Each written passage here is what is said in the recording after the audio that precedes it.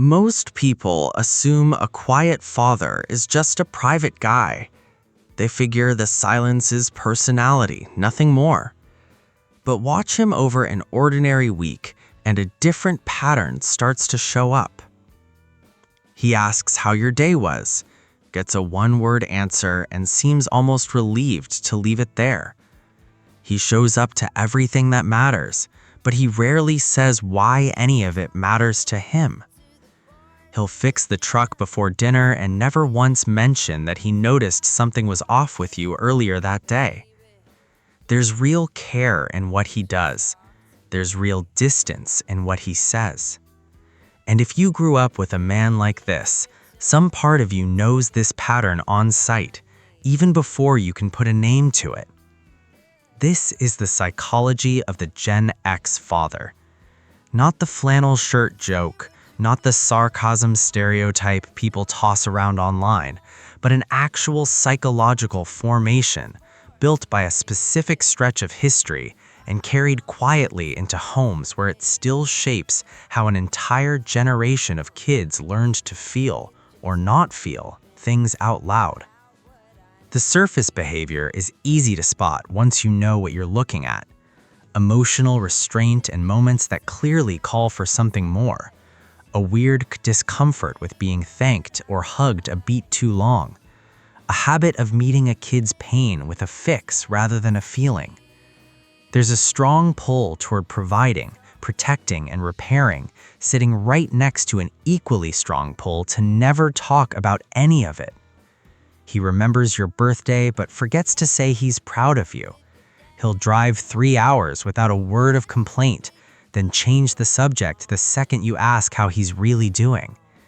He'll sit through an entire holiday dinner making small talk about the weather rather than mention the layoff at work. None of this reads as neglect. It rarely feels like neglect either. It reads as steady. It feels like reliability wearing a mask made of silence. These traits don't show up at random. They cluster together, generation after generation, house after house, kitchen table after kitchen table, in a pattern too consistent to write off as coincidence. Men who never met each other, raised in different towns, different income brackets, different corners of the country, somehow land in the same emotional posture. A construction foreman in Ohio and an accountant in Arizona, men who have nothing in common on paper, will describe their own fathers in almost identical language without ever comparing notes. That kind of consistency raises a quiet question underneath every family dinner. Why do these traits keep showing up together in men who had nothing in common except the era that raised them? The answer starts in the nervous system, long before it ever becomes a personality trait. A kid who grows up with unreliable adult presence learns, without ever sitting down and deciding it, that emotional needs are safer handled alone. A developing brain is good at spotting patterns, and if being vulnerable gets met with absence or distraction or plain unpredictability enough times, the brain quietly files vulnerability under not worth it. Not dangerous, exactly, just inefficient.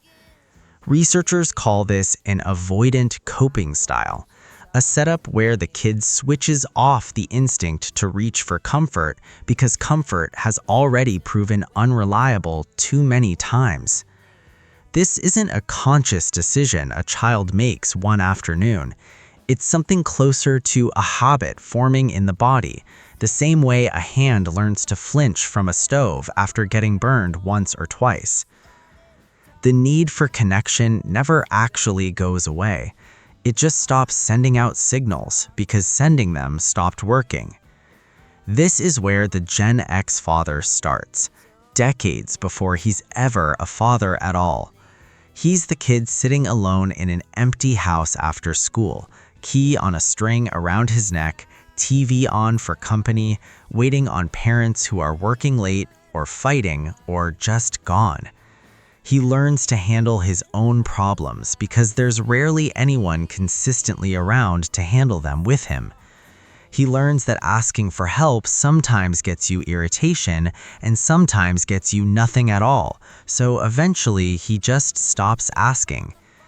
A very specific kind of toughness starts to form, built less out of confidence and more out of plain necessity. It isn't the toughness of a kid who feels invincible. It's the toughness of a kid who figured out early that nobody was coming, so he might as well handle it himself.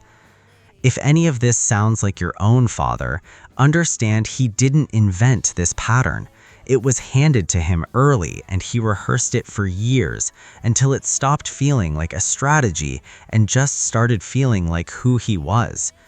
If these ideas resonate with you, consider subscribing for more thoughtful explorations of psychology and human behavior. To understand why this pattern spread so wide in one generation, it helps to look at the world that made it. The parents of Gen X came up through fast social change, rising divorce rates, and a growing number of two-income households with almost no cultural support in place to help kids through any of it. Divorce, once rare and heavily judged, became common enough by the late 70s and early 80s that a huge share of kids grew up shuffling between two houses or stuck in one that was falling apart slowly and quietly. Mothers entered the workforce in bigger numbers than any generation before them, which reshaped family life in ways that were often necessary and rarely supported by any real childcare system. Fathers, for their part, were mostly absent from the emotional side of parenting, not out of cruelty, but because nobody had ever shown them how to be present that way either. Their own fathers had come home from war or from long factory shifts, carrying the same unspoken rule that a man handled his business and kept his troubles to himself. On top of that, add an economy defined by instability. Layoffs, inflation, and a shifting industrial base meant plenty of households were running under quiet, constant financial strain through the 70s and into the early 90s. Factory towns watched their main employer cut half the workforce overnight, and everybody in the house felt the aftershock even if nobody sat the kids down to explain it. Kids picked up on that pressure even when nobody explained it to them, learning early that the adults around them were stretched thin, that stability couldn't always be counted on, and that being able to handle things yourself wasn't just a nice trait, it was necessary for getting through a normal week. There wasn't much language yet for talking about a kid's emotional needs the way people do now. Therapy still carried a stigma, something for people with serious problems, not for ordinary families down the street. Parenting advice leaned hard on toughness and independence, on kids who could let themselves in after school and figure out dinner on their own.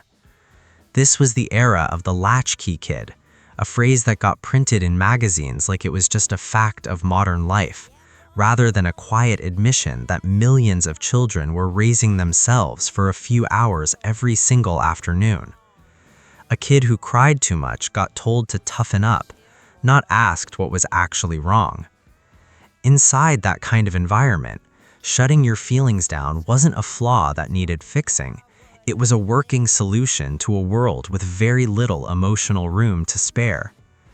Being fiercely self-reliant let a kid function without leaning on adults who weren't reliably there.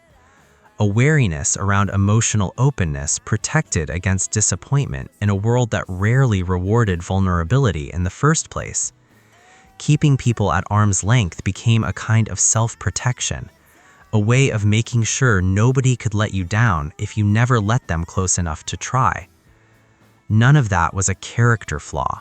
It was a solution, built under pressure by a nervous system trying to get through in an unpredictable emotional climate in one piece. The real problem isn't that these solutions existed. The real problem is nobody ever told these kids the solutions were only supposed to be temporary. Because that same nervous system carried straight into adulthood, and eventually straight into fatherhood too. The kid who learned to handle his own problems alone grows into the man who handles everybody else's problems alone as well. The boy who learned that emotional needs were an inconvenience grows into the man who treats his own feelings as an inconvenience too, and often ends up extending that same quiet dismissal to his own kids, not because he doesn't care, but because he's got no internal blueprint for doing it any other way. He'll notice his daughter is quiet at dinner and ask if she's hungry, when what he actually means is that he's worried about her. In relationships, this shows up as a strange contradiction. He's fiercely loyal, endlessly present in every practical sense, and almost incapable of actually talking about the relationship itself in plain terms. His wife might spend years reading his mood through the set of his shoulders instead of his words, because his words rarely tell her anything his shoulders haven't already said first. At work, it shows up as relentless competence paired with a total inability to ask for help, sometimes right up to the point of burnout dressed up as dedication. The guy who never takes a sick day and calls it work ethic instead of what it might actually be. In his sense of who he is, it shows up as a man who measures his worth almost entirely by what he provides, and rarely by who he is when nothing needs fixing, when there's no bill to pay or car to repair or lawn to mow. Ask him what he does for fun, and he might genuinely have to think about it, because fun was never really the point.